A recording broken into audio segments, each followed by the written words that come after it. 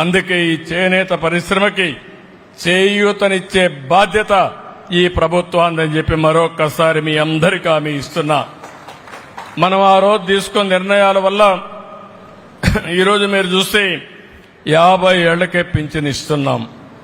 92,724 మందికి 445 కోట్ల రూపాయలతో 4,000 రూపాయల పింఛన్ ఇస్తున్నా. ఆ విషయం వీళ్ళు గుర్తుపెట్టుకోవాల్సిన అవసరం ఉంది.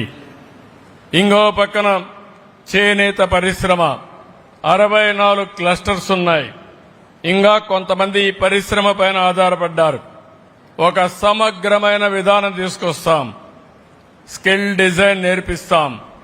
ఇంకో పక్క అవసరమైతే ఎక్కడికక్కడ లేటెస్ట్ టెక్నిక్స్ కూడా నేర్పిస్తాం.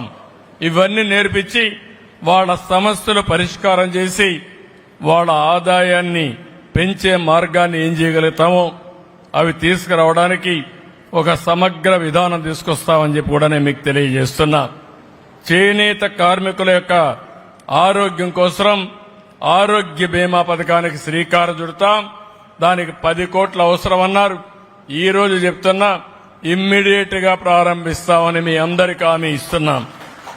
ఇది కాకుండా పొదుపు నిధిలో థ్రిఫ్ట్ ఫండ్ ఉంది, ప్రభుత్వ వాటా ఉంది, 8% ఉంది. దీన్ని 16% చేసి వారి భవిష్యత్ అవసరాలు తీర్చడానికి శ్రీకారం చుడతామని చెప్పి కూడా నేను మీకు తెలియజేస్తున్నా. ఇంకో పక్క నేతనులందరూ ఇంట్లోనే మగ్గం పెట్టుకుంటారు. ఓసారి ఇంట్లో అవకాశాలు లేవు. ఇంట్లో మగ్గం పెట్టుకునే పరిస్థితి ఉంటే ఇంట్లోనే పెట్టిస్తాం. అక్కడ అవకాశం లేకపోతే ఎక్కడికక్కడ ఒక ప్రత్యేకంగా 4-5 ఎకరాల భూమి తీసుకుని అక్కడ మగ్గాలు పెట్టి కలెక్టివ్ గా కంబైన్డ్ గా సామూహికంగా పనిచేసే విధానానికి శ్రీకారం చుడతామని చెప్పి కూడా నేను మీకు తెలియజేస్తున్నా. ఇది ఎక్కడ అవసరమో ఈ 64 క్లస్టర్లో అక్కడ చేస్తాం. ఒకవేళ ఈ 64 క్లస్టర్లో మీకు ఇండ్లు కూడా లేకపోతే అలాంటి వారికి కొత్తగా ప్రభుత్వం 4,30,000 రూపాయల ఆర్థిక సహాయం చేస్తా ఉంది. అందులో మీకు ఇల్లు కట్టించే కార్యక్రమాన్ని చూస్తాం.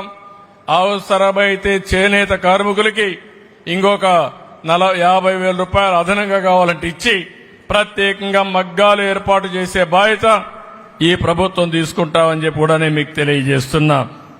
ఇది కాకుండా ఈ రోజు మీరు చూస్తే మీ ఉత్పత్తులకు మెరుగైన ధర రావాలంటే బ్యాక్వర్డ్ ఫార్వర్డ్ లింకేజ్ అంటే నూలు దగ్గర నుంచి కలర్స్ దగ్గర నుంచి మీరు అమ్ముకునే వరకు ఏమేం చేయాలనో అవన్నీ చేయడం కోసం ముందుకు పోతామని చెప్పి కూడా నేను మీకు తెలియజేసుకుంటున్నాను. ద్వారా 200 యూనిట్ల కరెంటు మీకు ఇచ్చే బాధ్యత ఈ ప్రభుత్వం తీసుకుంటాం, ఉచితంగా 1 పైసా ఖర్చు లేకుండా.